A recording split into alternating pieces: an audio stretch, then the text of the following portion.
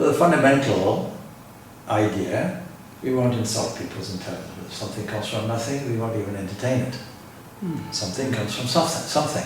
That's very clear. And we have a law of nature which we can see. Do you have any examples of that? And we take for granted the law of nature is constant everywhere. If you take a grain of sand, you'll know everything there is to know. If you analyze it properly, everything there is to know about the entire universe. So scientists know that today. They know that by looking at the minutest particles, it will give them a clue to the origins of the universe, if there is such a thing. You put that. They assume there's such a thing. We say, that's not there. Why? Because we see everything in a cyclic way. There's a tree within a seed. The seed becomes a tree. The tree begets a seed. The seed begets a tree. There's no end to it. You can't say which came first. Was it the chicken or the egg? An impossible argument. When you view everything on a circle, you put a dot on a circle, and another dot, which is the starting point. You put A, B, A, B, A, B infinitely. I'm quoting Vivekananda here, by the way. A, B, A, B, A, B infinitely. Which came first, A or B? You can't say. Now, if you take B as a starting position, that doesn't invalidate A as a starting position, because there's no starting position. So many scientists are looking at things from the point of view of evolution, where intelligence is the end of it. Intelligence came from the evolutionary process. But all religious people do is they turn it around. They say that's your B, but here's our A. You're correct as far as that goes, but understand there's an A somewhere, an A position, which says intelligence came from there, evolution came. Intelligence being there, evolution came. It's evolving. What we call involution. Something evolving, but something involved in the evolution process is necessary. Though we call it involved principle by any number of titles, Param, etc., the Supreme, we also call it by the name of God, if you want.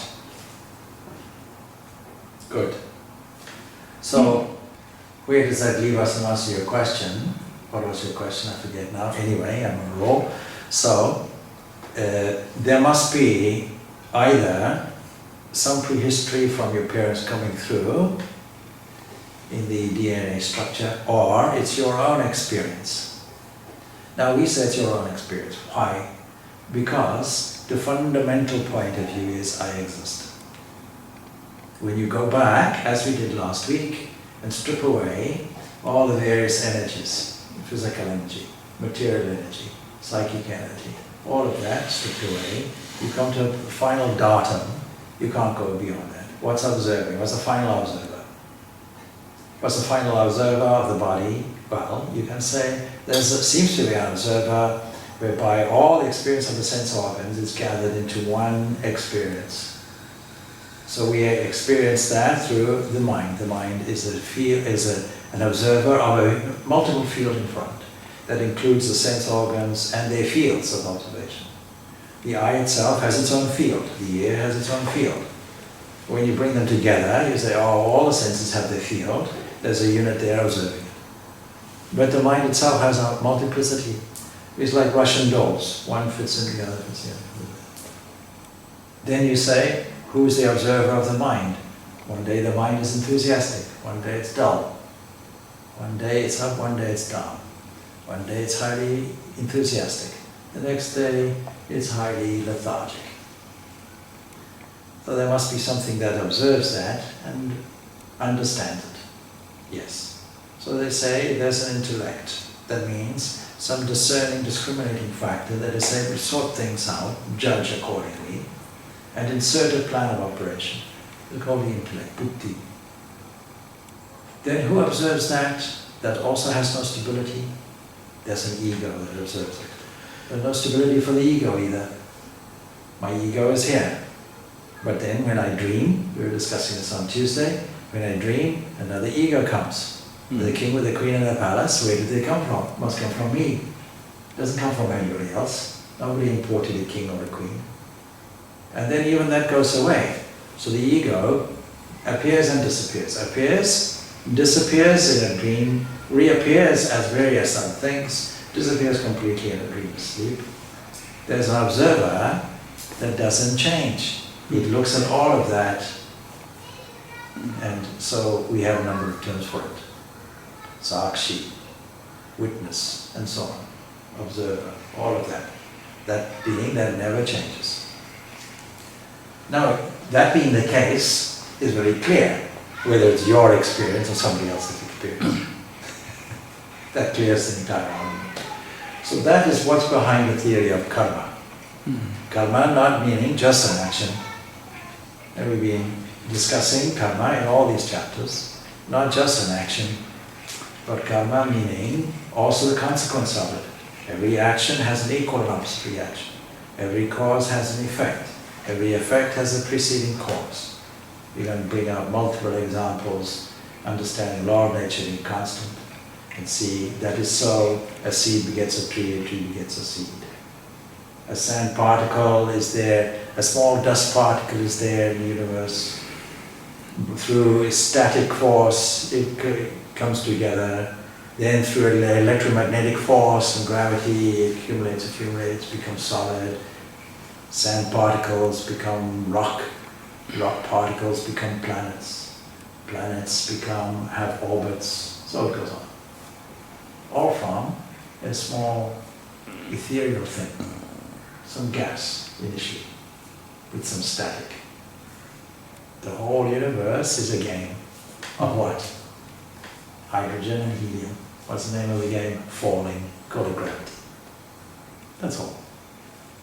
So if we examine one small part of the universe, we've examined everything to its nth degree.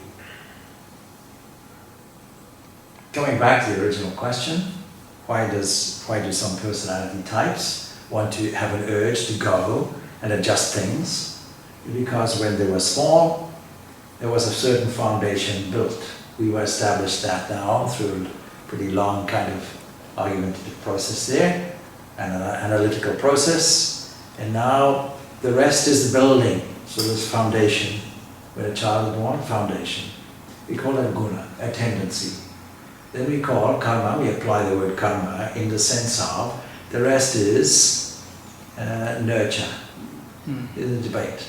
Is your personality nature or nurture? Is both. Foundation is nature, then the rest is nurture, responding to other people. So supposing I'm encouraged in a big family to help others, and I realize I have to survive, the fundamental survival instinct. Then I may realize I get rewarded and thanked when I'm useful to others, when I help people. Then when I grow older, somebody says, will you do the filing, will you do this, will you do that? Even though I'm up to here in it, I say yes. The compulsion to say yes. Because in my childhood I learned, yes is my strategy. So how will I grow in my personality? I have to learn to say the opposite. To learn to say no. Will you do this? I would like to, but no, I'm not able to. You ask somebody else. If you don't do that, you'll be the doormat. Everybody will tread on you. See? Oh, that's a bird, they'll do it. And then somehow a person is compelled. Now compulsion is not freedom. So the whole of spiritual growth is my fluff of dust. The whole of spiritual growth is toward freedom. So a personality doesn't allow you to be free. But yet that inherent freedom is within us. The second and third chapter of the Gita have outlined Krishna's entire point of view, entire philosophy. You may then ask, what's the need for a further so many chapters, 17 chapters? And the answer is, because now there's an enrichment. The basic frame work is there. Now we start adding in a wealthy way, an enriching way, to the fundamental structure. So we begin off with the fourth chapter on that. I was talking to somebody, a government official, who recently got a very important position. They said to me, this Gita, you suggest I read it? Yes, of course. Oh, to get peace of mind. No, it's nothing to do with peace of mind. Peace of mind you get from inside. There's nothing to do with peace of mind. It's a practical book that you as an administrative official need to read, because there are practical solutions coming up there. And the third chapter we left off the idea of crime. The origin of it, how we deal with it, what is the nature of criminals, how we can improve society as a whole and make it healthy. Now that theme is continued in the fourth chapter, but on a broader basis. How can society operate without all the current problems that we have? These are contemporary problems. But the contemporary problems have always been there, not necessarily in a contemporary way. Today, or last week we mentioned, we don't have to go far in the world to find extreme poverty and extreme difficulty and oppression. We don't have to go very far to find war. We take the entire continent of Africa. He asked, where do I come from? So I told him, I'm an African. I don't look like an African, but I'm an African. Coming from Africa. Africa is a vast continent. Having just covered South Africa on a speaking tour, I would have covered, in a European understanding, I would have covered the entire area of Spain and France put together. I would have covered much of the continental continent of India in area, single-handedly. So that's how vast that continent is. Now that's just South Africa, but there are bigger countries within Africa. Nigeria is huge. The Congo, what we call the Democratic People's Republic of Congo, is huge. What we used to call Zaire, is huge. Now if you take all of that and say, how many of those countries do not have any war? Most countries have war. It's interesting. Ethiopia has it, Eritrea has it, Somalia has it, Sudan has it, Congo has it. Do you hear about it on a daily basis? No. It's of not much interest to most people, unless you live in Africa. And Africa is of no interest there either. Why? Because it's become the norm. So it's nothing unusual. The same thing. So from a European American perspective, war is going on in Afghanistan. You know, you wouldn't do a friend much of a favor if you said, you won a prize, here I give you a first class ticket, have a holiday in Iraq. You go to Iraq. Even now, we don't report, as we used to do in earlier times, the various bombings in Iraq, because they happen, if not daily, certainly weekly. A bomb went off. Oh, okay. Sorry. Part of normal practice. You go to work, a bomb goes off there. It's like watching the traffic lights. That's how bad it is. And people live under that tension. Even in my own country, in Zimbabwe, we had 12 years of war. So most of that naturally affected everybody's life. So supposing you had the leaders of countries who were educated sufficiently enough, who were yogis, who became spiritual aspirants and attained the highest in that, even a marginal aspect of it. Nowadays, it doesn't seem very important what is the character of a leader. And in the old days, the leaders were called Rajas. But a Raja, although literally it may mean king, really means ruler, leader. Because you can't be a king if you have no power. So who are those people who have power today? You find presidents and leaders and prime ministers all over the place, all have power. And how to use that power? Nobody bothers about the character of these leaders, but that's the critical thing. Unless they have the wisdom to wield power correctly, you'll have all those wars. And those wars involve disputes over land, over territory, greed, and so on and so forth. You go to the Middle East, you find it. Israel, you find it. Golden Heights, you'll find it. All of those places you'll find if not out and out bombings and war, tension, the threat of it. I was speaking to a retired minister, Rajasthani minister, just a few days ago.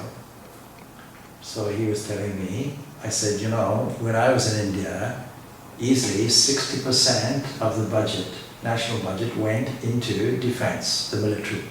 Has that changed? He said, no, it's actually increased. I see. Why should it increase? Oh, because there's a threat on the border. There has always been a traditional threat. The Indo-Pakistan war has always been there. The Indo-China war has always been there, just as a potential even. Now as China grows more and more in power and takes over more of the world, much of Africa is now taken over by the Chinese, by the way. As that increases more and more, what will happen? They become bolder about taking territory. We'll have to be on our alert. Two hugely powerful nations. Our big problem here is recession. In India, there's no evident recession. Then I was speaking to another person with the Indian embassy here. He said, no, there's no evident recession in India, only we lack motivation. Another way of saying that is, nobody read this book, this Gita. If you read the Gita, you get all the motivation you wanted. There's a big confusion. Spiritual life is sitting nicely, there's an old English phrase, contemplating your navel, and then, you know, having nothing to do with anybody, living in the cloisters, cloistered life, living in the cave like St. Kevin here in Ireland, all of that. You see. So people have got to understand, no, that's incorrect. There are two types of sages. There is the teaching saint and there is the administrative saint. There is the Raja Rishi. The Raja Rishi is very important. Without the Raja Rishi, then you will not have any leadership. You will not have any people of good quality to protect society and to act in a just way, a right way, not a foolish way. So foolishness has been a consistent ingredient throughout all humanity, throughout all time. It's time to adjust that. Time to make a new era about it. So, we're in the fourth chapter.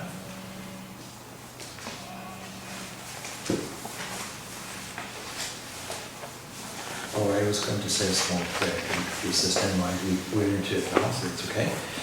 So the fourth chapter begins like this.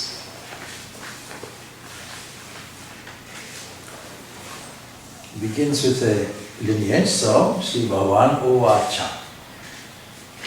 Imam Vishwate Yogam Protyavan Aham Avyayam Vivasvan Manave Praha Manur Iksha Kave Prarit.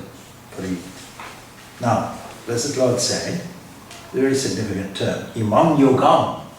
This yoga, how many yogas are there? We covered this a bit last week. There are one.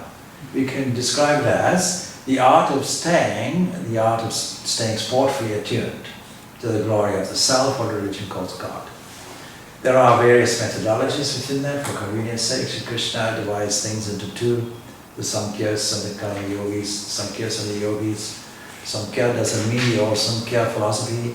It means those people with astute intellect who are able to bypass all these things. People who are of keen intellect. People who can use their primary methodology as viveka, discernment, discrimination, between what is the real and the unreal. But for the vast majority, it is karma yoga. Does that suggest two types of yoga? No. Each one has the same objective. Each one will come to the same point. Somebody who approaches things from the jnana point of view will engage in love of God, ultimately. Somebody who engages in the love of God will become a person of wisdom and jnana. Will access the inner wisdom that they already have.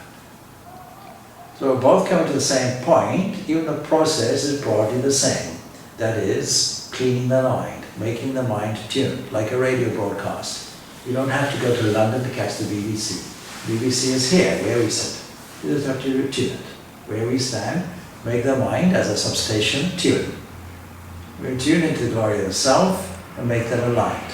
Human nature being what it was and what it is, and worldly concerns demanding attention that will lapse. Every time we see it lapse, we bring it back. Every time we see it lapse, we bring it back. We repeatedly bring it back, purifying the mind. Blessed are the pure in heart, they shall see God, said Jesus. That's the process.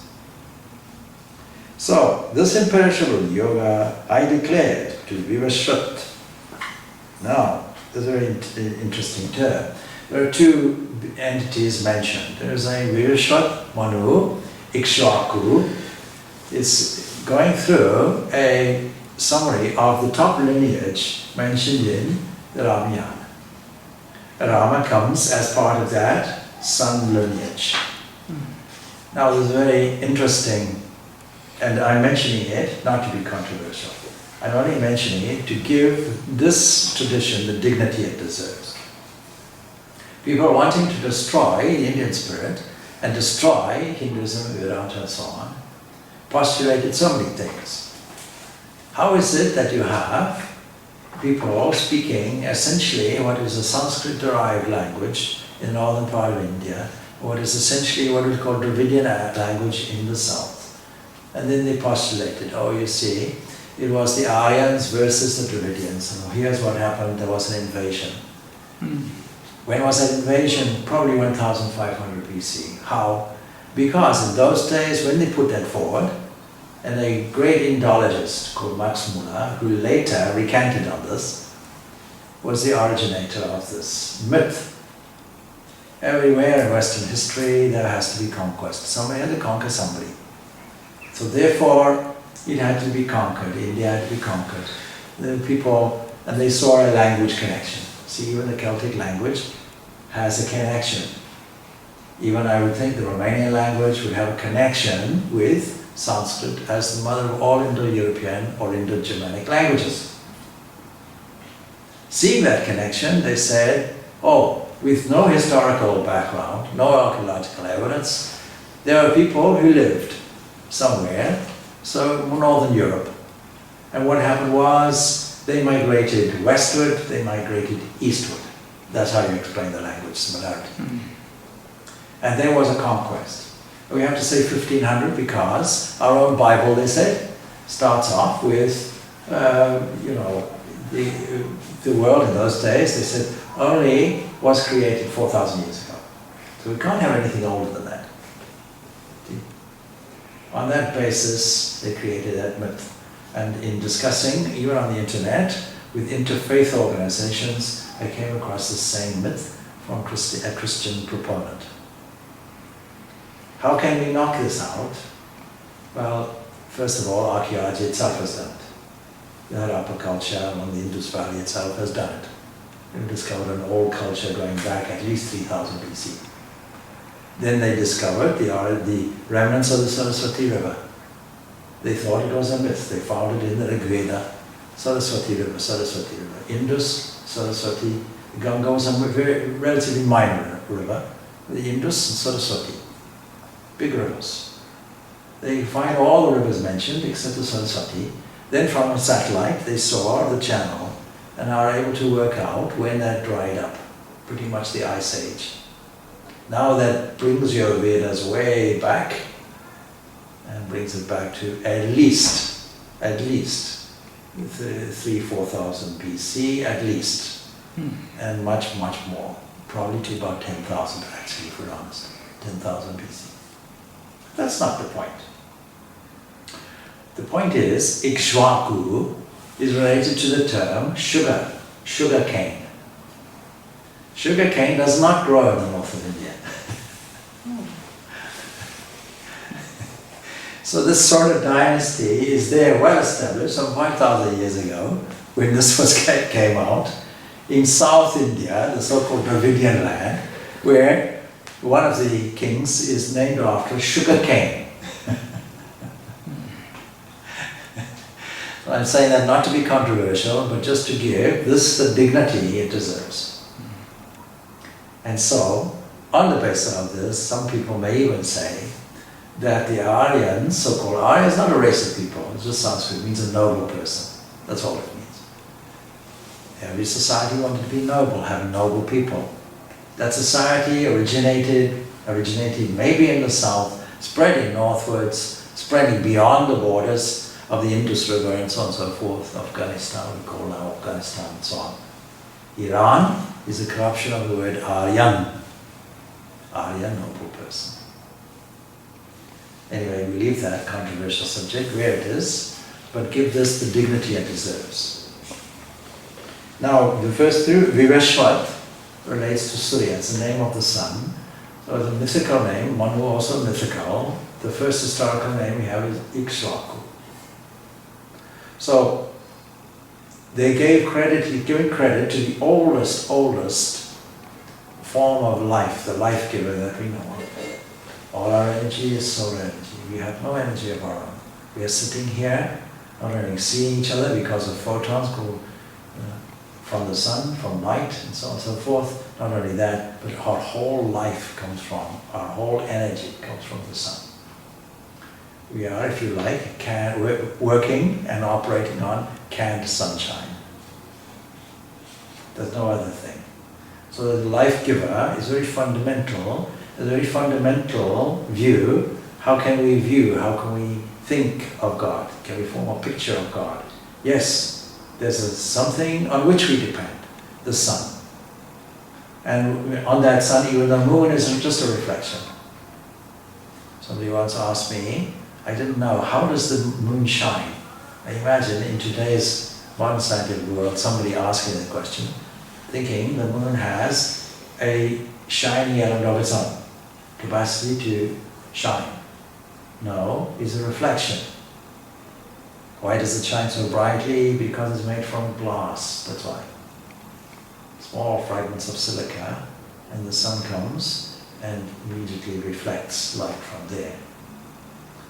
So the sun is the father and mother of our whole world, our solar world, solar system, and everything rotates around it. That much was known and given in the ancient days. And furthermore, the Upanishads tell us that being is he who lights the sun. The sun itself has no power of its own. The one that lights the sun is very clear. So Viveshwat, and Viveshwat taught it to Manu because Manu traditionally is the one that gives us all the laws and rules and regulations that regulate mankind. Eventually Ikshvaku and his dynasty. So a dynasty is where the royal line starts. All the royal sages knew this. All the royal sages propagated this, ruled by this teaching of yoga. They were yogis. Because they were yogis, we have a Satya Yuga. Things work well.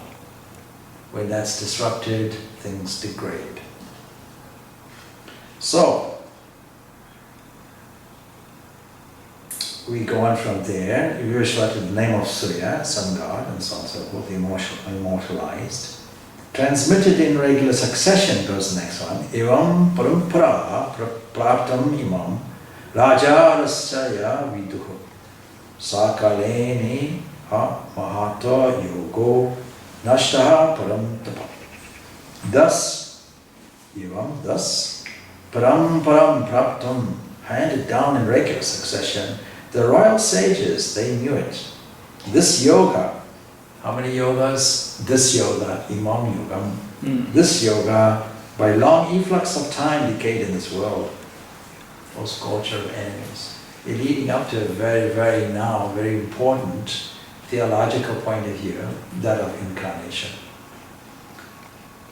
All this teaching goes away, we know that. Over time, things decay over time. People got excited. In my own country, in Zimbabwe, I use as the example. When Zimbabwean independence came, 1980, everybody was very excited. The whole world was excited. But as time goes on, year 1, year 2, and so on, after 20 years, that enthusiasm goes away. When that enthusiasm goes away, the initial impetus goes away. When Indian independence came, 1947, whatever, with great enthusiasm. Now for a government official to tell me, yes, we have no reception, but no one has enthusiasm. See, went away. So that's the difficulty. So we have to continuously restore it. That ancient power of leadership, of good governance was there originally. Then you see, so we come across, these are very important stanzas, important enough for Shankaracharya to make some significant commentary on. So he says, Durbalan ajitendriyan prapyam. By fulfilling, by falling into the hands of the weak, who could not control the senses, that is how this decline came about. Those who couldn't control the senses ceased to become Raja Rishis. And the whole of our disturbance today is leaders who cannot control the senses. That's how we can boil it down. You may say, no, poor policy. Or you may say something else. But bring it down back to its preliminary cause, and then finally fundamental cause. You find its lack of control, lack of self-control. Somebody sees an area, they want it. Somebody sees a threat, they try and combat it. Somebody sees, oh, here's a critical thing, I have to arrange my politics according to my economics. I have to make diplomatic relations with somebody. Why? They have oil. Otherwise, I won't be interested in anything else. We'd be interested in a small country that has an internal difficulty, human rights violations and so on and so forth, or is a sovereign nation. We leave them to their own devices. What about a country that has tremendous, oh, we'll invade it? See, different policies. It all comes down to greed, essentially, at the end of the day. So he makes that significant statement. Then he makes another commentary, which is beautiful. He says, Jagat paripa layitranam kshatriyanam balam adhanaya tena yoga balena yuktaha samarthaha bhavanti brahma parikshitum brahma katre kripalite jagat paripalayitam alam. Translated, what it means basically is, see, with the vigor that yoga confers on these great rishis, these rulers will get the ability to maintain the ideal by protecting the saintly teachings and their teachers and their teachings. So the example we brought up last week was Vishwamitra going to the hermitage of Vishishta. And Vishishta has a beautiful cow, Shabala, and after entertaining, like a good host should, Vishwamitra then has this lack of control as greed comes into a beautiful ruler. A ruler has all the leadership qualities, but all gone, all lost, all control gone when he sees this cow is worth millions, I want it. So the next morning it declares, I want it, I the king want it. You have no power, so I'll take it by force. Vishishta says, then the cow, by its will, produces armies and destroys all of Vishwamitra's armies. Eventually Vishishta takes his Brahmadanda out, does the final thing, destroys all the armies. Vishwamitra comes to a wonderful conclusion. The military strength is no strength at all. Spiritual strength is the strength. If all the leaders have spiritual strength, building of character, then all the difficulties will be solved. We solved the criminal difficulties in the last chapter. Here we are solving national, international difficulties. It's wonderfully relevant. So Valmiki Ramayana says that, Ekena dandena sarvashtan hadani me dik balam kshatriya balam brahmadecho balam balam. The military strength is no strength at all. Then, So, transmitted in regular succession, the royal sages knew it. This yoga, by long efflux of time, decayed in this world. Then we come on to Saiva Yam Maya Teja Yoga Prokta Puratana. The beautiful, beautiful delineation now of a term and a concept. So this same ancient yoga has been today told you by me. Why? For you are my, today, Adya, for you are my Bhakta, devotee. This will be told to devotees. It won't be told to anybody else. Other people will be kept secret from. We won't want to degrade it. This is a great yoga because it will decline through lapse of time. It's been lost. I'm telling you why you are my devotee. Somebody who is open to this. Somebody who has an open heart. You know, in the beautiful thing in the Mahabharata there, where Sanjaya comes to see what's going on in the opposite camp. He looks in Krishna's tent. There he sees Arjuna and Krishna. Arjuna with his feet on Krishna's lap. Like a normal person. Like friends. Then he goes back and he says, I've just seen in Krishna's tent, our war is lost. That entity, so powerful, sitting behind everything, with Arjuna so much devoted to Krishna, that alone will lose us. Duryodhana obviously didn't agree. So not only my devotee, and also what? Friend, also. Sakha, friend. A devotee and friend. It gives us a clue to what relationship we should develop with God. Not only should we be devoted, but we should consider God to be our friend, our nearest and dearest. Wherever we walk in His or her midst. Where if we have difficulties, so many people come to me with difficulties. My first inclination is to say, why don't you ask your nearest and dearest friend? Oh yes, they're busy. They think I mean human friend. I mean the author of humans. That being that walks with you, that is within you, without which breathing is not possible, without which the eyes do not move, nor do they shine, without which a hand does not even wave, without which the heart does not beat, without which the blood does not circulate, without which the food does not digest. I am Vaishvara. I am that being that digests your food.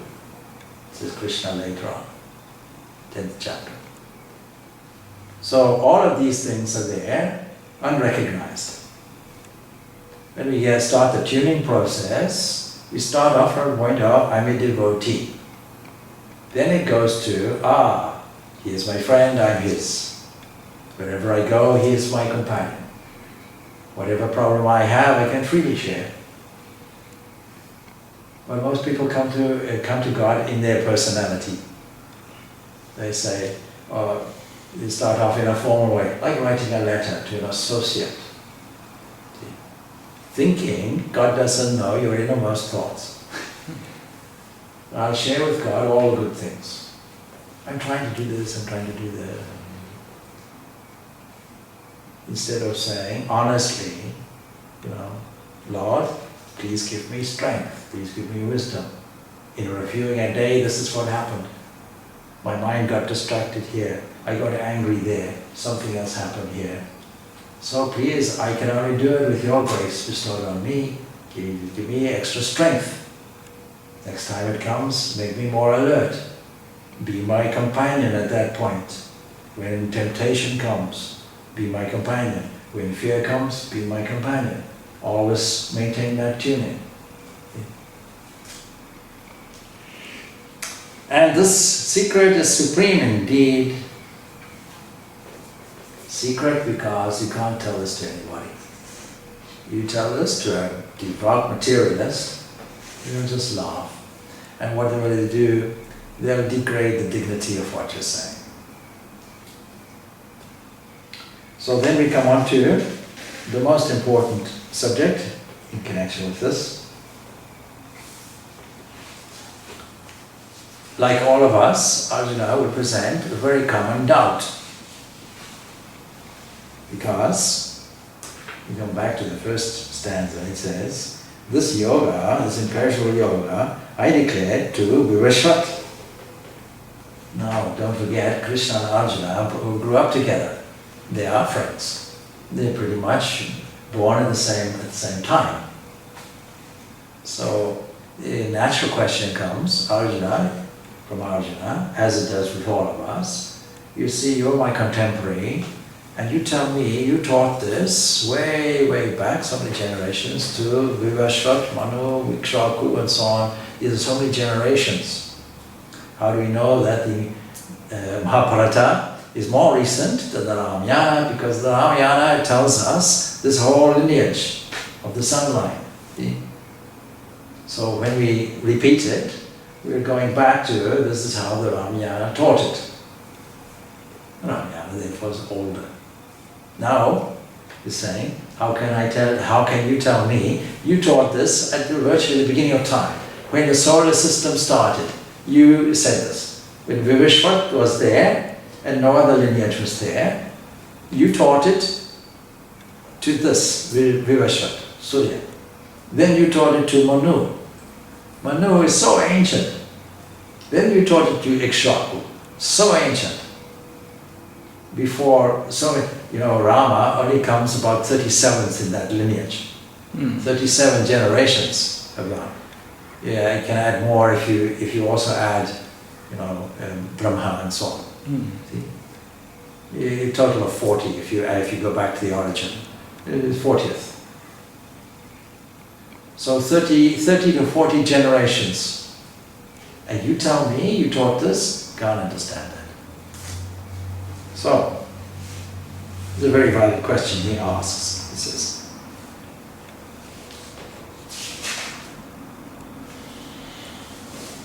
Aparam bhavatu janma param janma vivashtata katam etad vijaniyam tvam adha praptavaniti. Arjuna said, later was your birth, and earlier the birth of Vivashvat. How then am I to understand that you told it in the beginning? The very question. Krishna replies, Sri Bhagavan Uvacha, Bhavuni me vyatitani janmani tuvachajna. The Blessed Lord said, how many are the births taken by me and you, O Arjuna? I know them all, while you know none of them. That's the difference between certain souls. But Krishna is coming up with an idea, I am eternal and I always know it. But you see, you think you are non-eternal and you don't know all your past births. I know them. The great argument against reincarnation, so-called. If there's reincarnation, if you had a previous life, how is it you don't remember it? You don't remember anything that happened when you were a baby, let alone anything before that. Why should you use that as an argument? Not a valid argument. Tell me what happened when you were one in great detail. Tell me what you saw when your eyes first opened. You can't say. Now, there are certain techniques now called regression therapy. Regression therapy, psychologists supposedly will take you back to your childhood and so on. The controversial thing, because we don't know. Maybe it's your imagination. So you can't assert definitely this is so. I don't think there's been enough research. But is it possible? It's possible. And is it possible for all of us to do it? According to the yoga system, Patanjali, yes. You do some kalpa, some yama actually, that means concentration, meditation, samadhi in a line on that particular subject, then you will remember all past births. But of course, there's not much merit in doing it. It's much better to find out what's happening here and now. We struggle with this, let alone all that past thing. So right now, here and now, what will I invest to make things better? There's an old story told by around Krishna, of course, about the two brothers. One was a yogi. There's many variations of the same story. After many years they met. The brothers said, they were conversing, how was it with you? Oh, I had a family and so on, living a household life and so on and so forth, very content and so on, earning some money and all the rest of it. And what have you been doing? Oh, I've been studying yoga, I've been sitting under this tree, I've been wanting to find out how does a yogi walk on water. And I discovered it and let me demonstrate it. So off he went, did a few breathing exercises and so on and so forth, a little meditation, off he went, walked on the water like Jesus off to the other side. And the brother crossed by the ferry. He said, did you see that? I saw it. All I saw though is somebody crossing the water. I just paid a few rupees, I did the same. You wasted your whole life trying to do this. What's the point of it? See? The same thing, we take religion in a different way, as opposed to spiritual growth. Now what we're talking about is a secret of spiritual growth. Where do we find spiritual growth as opposed to religion? Even now we find so many arguments. Light a candle, don't light a candle. Put water here, don't eat this food, don't eat that food. Don't have garlic and onions, have garlic and onions. Have this, have that, don't have this, don't have that. So many rules, so many regulations. Nobody knows what they're all about. So we find that ritualism is a vital component of religion until it's misunderstood. We can take this point of view that if religion was a body, then the legs would be ritual, the heart would be devotion, the head would be philosophy, the hands would be social service, and all the rest of it. The hands may also be mythology, something like that. All of that, but you see, without the legs, the body can't move, even though it's the lowest of the limbs. Now, if you don't understand that, if you're simply doing some ritual action without really understanding it, then the ancient meaning of it has gone. We need to update it continuously, maybe even make new rituals. So in the days of Manu, we found that the rituals were very different. The rituals were mainly to do with yajna in the sense of fire sacrifice, to do with Havan. A light of fire, Agnihotra. Do that. Certain mantras are there. Where do we find them? We find them in the Vedas.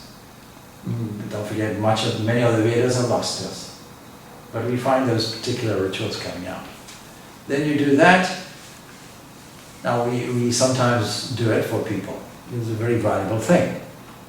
People not understanding it, they make a fire and then put ghee in, throw it in, like any, very carelessly.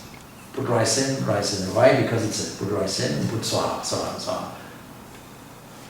I tell people, stop it. Take that ghee, that flame has become God's mouth. Please put it in carefully. If you have a child, you won't just put rice and all kinds of things in carelessly. You do it lovingly. You do it with great awareness, great love. Put it in. In the Catholic Church, there's a great prayer, great mantra. They won't admit it, but God as a mother. This is really what it comes out. Hail Mary, Hail Mary, full of grace, the Lord is with you, blessed are you among women, free by Jesus. Like that, people say it. Why? Somebody says, you have to say it. They don't understand what they're saying. It could be rhubarb tomato for every kid. So that's the meaning. Now there's a difference between that and spiritual growth and spirituality. Doing everything meaningfully, taking the inner meaning of it is very important. So,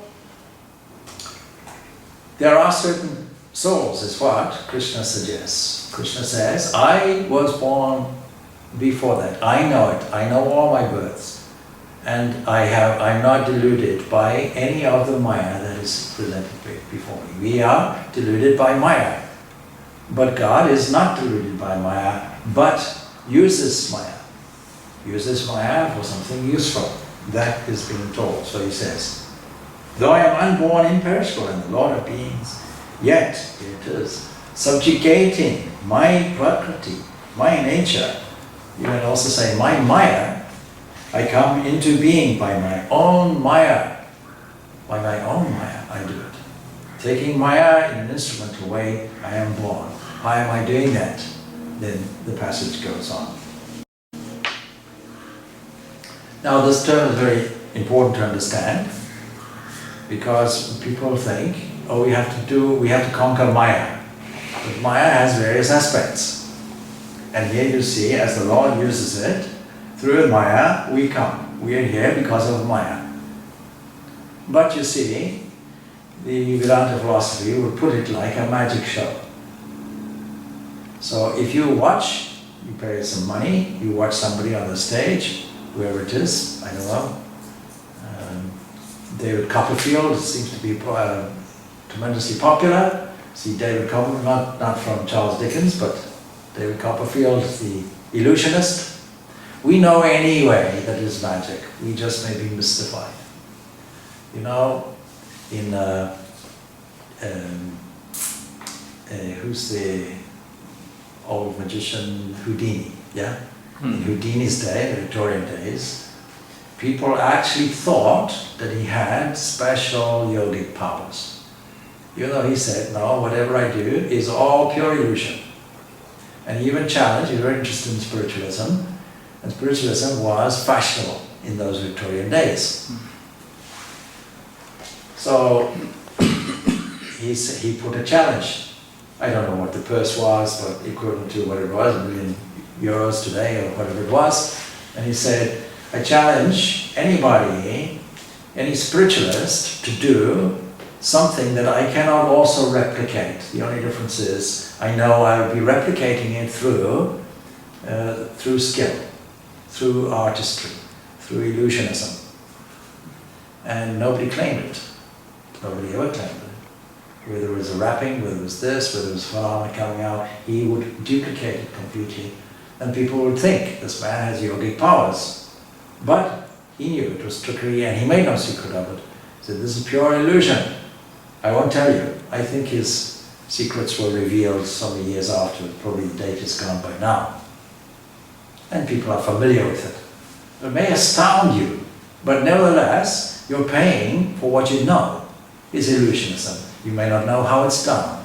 You may not know how it works. But still, don't be deluded by it, is what it says. So there's a difference between the magic and the magician. You seek the magician, not the magic. And we often use the magic to get to the magician. How do we know God's glory? How do we become His friend? How are we filled with thankfulness and wonder? If not by looking at all the various manifestations that are in front of us. The sun, the moon, flowers, your own life, life of others, nature around you, all these, the galaxies, all these are wonderful, wonderful indications. There is something that shines and gives momentum to all these things. By God's presence, all these things move, God Himself not moving, just by His presence. Just like a good manager sits in a workshop and everybody is busy. Just like a king, by being resident in a kingdom, all activities go on well. Doesn't have to interfere in them.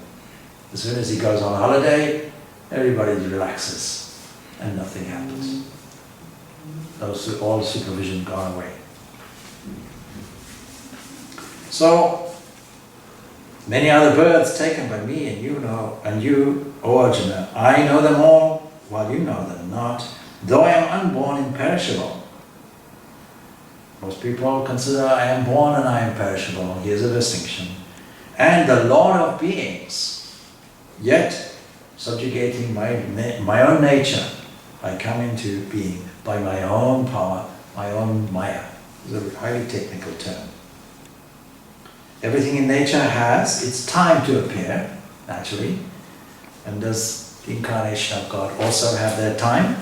The first time Krishna is declaring himself, I am an incarnation. Now the very famous passage. If you know it, you can repeat it with me. Yatha yata hi dharmasya gami bhavati bhavata adharmasya tadatanam sujamyam. Whenever there is decay of dharma. So there are two religions today who have the same concept of incarnation, Christianity and Hinduism. Both have the same. Only difference, Christianity has it once, and Hinduism has it many times. A great friend of mine who passed away, he was a very prominent man, used to joke with me. Sitting at a table eating a meal, he would say, you see, unfortunately I feel very sorry for the Christians because their God only has one son, but our God can have as many sons as he likes. It's just joking like that. Why is that their discrepancy? Only because of the antiquity. From age to age, because of the antiquity, Dharma came about so many times, not just once, and not just in one region. You have to take the global point of view. Even in India, for example, you may have just said, oh, God only incarnated in India. But then, the modern understanding, communication and so on, we understand the globe is much more than that. So the whole of humanity would have suffered from adharma at an appropriate time. What do we call the cosmic balancing power is how I use it. The cosmic balancing power manifests. The Word becomes flesh and dwells amongst us. This is such an important topic. I may leave off since it's near 12 o'clock and continue and come back to it next week. So whenever there is a decay in dharma, what does that mean? In harmony, in these tremendous values, and rise of adharma, it happens over time, we know it. It's like a football, you kick it up, at some stage you have to come down, you have to kick it up again. You have to sustain that. God has an interest in sustaining His universe, His creation. Why? Because He's interested in our own freedom.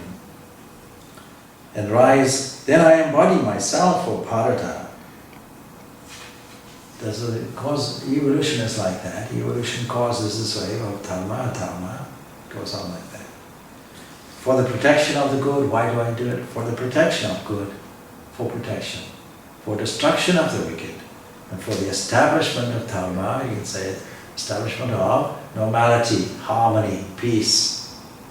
I am born, yuge yuge, from age to age. We finish off there, we'll pick it up next week. And next week we'll go on more about the incarnation, a very important subject, and then go into the rest of the 4th chapter, which is also extremely profound ideas. Good. Thanks.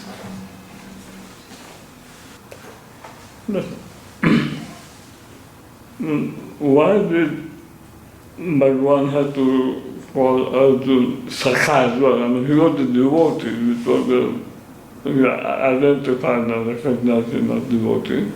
And I think that was the biggest recognition a human will have for God. What does Sakha add to that? I mean, in terms of the intimacy, closeness, whatever. One does just do that because you're my devotee, I'm taking you this, or I'll talk to you this.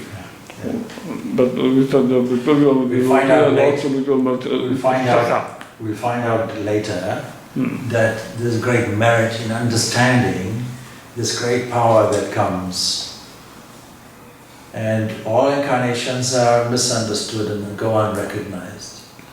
Only their power is recognized so many years later. So even Rama was not recognized, just saying, oh, he's a good man. But the power gradually revealed, and over time, the impact was there for everybody to instantly recognize that this readjustment of dharma, this cosmic balancing power, had its effect not just momentarily, otherwise there were a number of great men and women. See? So Shakespeare was a great poet and left his impact, his imprint, and so on. And so there are many wonderful. Einstein was a great scientist, left his impact, and so on. But you see, something happened, this great power lasting for so many thousands of years. It was a question that Vivekananda asked Ramakrishna. He said, should we believe in all these things? Because really, historically, we can only vouch for Buddha and Jesus. They're all we can vouch for. Those who believe in more modern incarnations also can vouch for them. But you see, Ramakrishna's reply was, something happened, some entity was there, some power there. Otherwise, why would it last 2,000, 2,500 years? See? Something changed somebody's life for over 2,000 years. Shakespeare may not be around for 2,000 years. See? And his subject matter was not on this deep spirituality, this recognizable ability to change the entire world. See? Now you want my personal opinion, and the camera's off, yeah, fine. I'll leave you with one thought. From some people's point of view, you see, Jesus was able to raise people from the dead. He but sleepeth, his point of view, the man is sleeping. They wake him up. That was his wiring. Now in modern times, somebody may have said, let Bharat rise. In 50 years the shackles will broke. Sorry, we didn't understand that.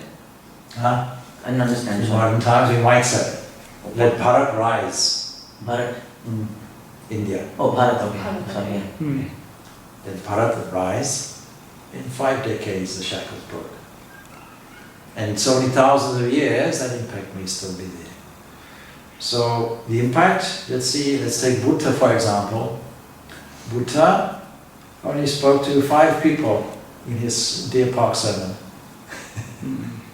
From 5 people, such an impact throughout the world, even today. But then you see the decline also. So by about the 8th century or something, travelers from China came to India and noted how many divisions are there. A previous traveler from China said, oh, it's very strong, Buddhism is everywhere. Brought it back to China. Some years later, oh, see the decline. Even in his own life, this is the Sangha is divided in his own lifetime, he said, even almost on his deathbed, he said. So these are not recognized by the vast majority of people in their day, in their era, but later on, you can't ignore the force, the power that comes from it. The power to change the entire world is there. And so you'll find, same thing with Jesus. Jesus only spoke to not more than a dozen people, his own disciples. Let's see, 2,000 years later, how everybody knows Christianity and the teachings. In that same way, what Krishna says, in those days, nobody, even you see in the 11th chapter, where Arjuna sees this cosmic vision, then he says, oh, I see how foolish I am. I'm paraphrasing. See how foolish I am. I used to joke with you. I used to tease you. We used to eat together. I used to play together. I used to drink together. Now see, I didn't understand your glory. And it's too much for me even. Please bring back that form I love the most. So all of that is there. But people don't recognize these great incarnations. Now, what about, a good question might be, what about those people who don't have the benefit of an incarnation? Because the incarnation is a definite benefit. It's the cornerstone of bhakti, of devotion. Not the only cornerstone. But what a valuable cornerstone, having that power there, in front of you, before you, with the influence generated for thousands of years. How can we think of God except in those terms? Everybody needs to have a concept of God. Even if you say, I have no concept of God, God to me is the merciful, the all-merciful, the all-powerful, that entity. I'm quoting here how Muslims view God. Even if you say all merciful, all powerful, what image do you have in your head? Must have some image. Everybody's an image maker. You can't say a word without a corresponding concept and image. Something must be there, even if it's, or imagine a cloud, or imagine an ocean, or imagine endless air or sky. Some concept must be there. You see? So now, supposing you are struggling and saying, I can't understand God because for me God is very vague. It's like the air. Nothing tangible. Therefore I can't relate to that in a way I would wish to relate it, in a devotional way. Something that is strange and abstract, how can I relate to that? You say God must be my friend. I can't think of God in those terms. To me God is very distant. Then you say, well, what about somebody who manifested that divinity in every thought and word and deed, whose very breath, life breath, exhibited the exact reflection of God, where that nearness became oneness, even if somebody attained it, like a saint or a great person. Now if you have somebody who was always like that, you don't have to attain it, was simply born, not to get anything, not to struggle, not to find out their own divinity, but to express it for the welfare of all mankind. That's the nearest perfection you can get. And perfection is our goal. And is the goal attainable according to the great teachers? It is. Because it's our own nature. So that's why Jesus said, be perfect as your Father in heaven. Why would you give somebody, in a teasing way, a goal that was unattainable? You can't do that. Be perfect as your Father in heaven. As God is perfect and all perfect, you also can be perfect. Not in your humanity, but in your divinity. Find it out. So, will we take an example of somebody who seemed to be perfect, who had a wiring, a mere look, transform something? But that's the advantage of knowing the life and recognizing the life of an incarnation. Avatar is the correct term, means it implies something descending, something descended, something came here for a specific purpose, not in the norm, not the normally evolutionary process. And why shouldn't there be? The God is an all-loving God, from yada, from age to age. Can he not manifest himself as a cosmic balancing power whenever he chooses? So the Greeks had that concept also, probably derived from Indian philosophy, that there was logos, meaning a word. Word meaning a concept. In the very earliest days, from the Purusha Shuktam, you'll find the universe portrayed as a cosmic being, like a human, having the same body. In the Britannica Upanishad, they changed the imagery. They say like a horse, cosmic horse. If we look here, we find the eye. Look there, we find the hair. Look there, we find something else. So, if there's a cosmic person, can we understand that just for ease of concept? That being there, starting off from nothing physical, where darkness covered darkness, the expression, wonderful. Nothing was there except darkness covering darkness. Imagine. A beautiful, beautiful imagery portrayed in the Gita. Then we find, you see an expression, I want to manifest. The Upanishads, we really put it like this. He thought, let me be many. But to do that, there must be a mind evolved. And then from mind, a thought evolved, Vak coming. The first manifestation from Brahma, creator, is Vak. Feminine. Today we call it Saraswati. Vak coming. And from Vak, what is the word? The concept. All the rest came from that word concept, God's mind. Whatever we see is from God's mind. Through what? Through something, some subtle power which we call Maya. Manifesting like that. So from God's mind comes a manifestation, and we pick that up in Christianity with the same understanding. John's Gospel. The Gospels graduate from an evolution in Christian understanding. Starting off, scholars will tell you the oldest Gospel is Mark, even though tradition puts it Matthew, Mark, and so on. Starts off with Mark, the earliest Gospel. Probably an earlier one in Arabic or Aramaic. Still, all the rest are in Greek. And Mark's Gospel there, and it doesn't start off with the birth of Jesus. It starts off predominantly with Son of Man, that's the same. Son of Man. Then you find in the next one, you'll find Matthew, orientated toward the Jewish people, and orientated toward prophecy and so on. So there you find a narrative, birth narrative coming out. There you find the understanding that there's more than just a man. There's something special. Then you find in Luke that goes on, not only special, something special for the Jewish nation, but the whole of humanity, tracing the ancestor not back to Abraham or something, but tracing way back to Adam, means the author of all humanity. Adam, of course, means man. It's a play on words, by the way. Anyway, by the time you get to John, you'll find none of their birth. You'll find in the beginning was the Word. Look at that. And you'll find a parallel passage exactly there in the Upanishads. In the beginning was the Word, Vak, and the Word was made flesh and dwelt amongst us, is the passage. So that same thing.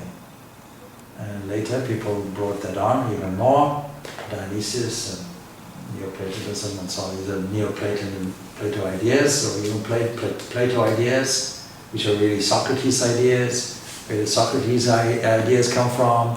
Socrates' ideas came from the northwest corner of India.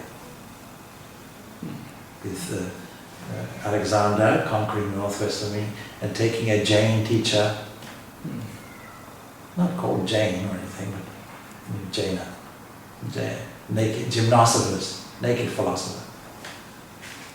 And all these concepts coming into Greek philosophy and then entering into Christianity. So there's an understanding. I see. There's the incarnation. We have no quarrel with anybody. They may have a quarrel with us to say, no, I only came once. We say, that's only because your history doesn't go back so far. But here's a history that goes back 5, 6, 7, 8, 10,000 years. And during that, everybody experienced a rising in dharma, a decline in dharma going on in a pattern. And somebody, some forceful personality coming on the scene, raising up humanity again, inspiring them for the next few thousand years. And that will wane, go down again. Now we can catch this up in the Vedic idea of yuga from age to age. So a yuga coming in the form of kalpa, cycle. And all the cycle having various components or various durations from Satya Yuga onwards to Kali Yuga, ultimately. The dark ages. But then an incarnation comes and restores that. Makes it a kind of Satya Yuga again.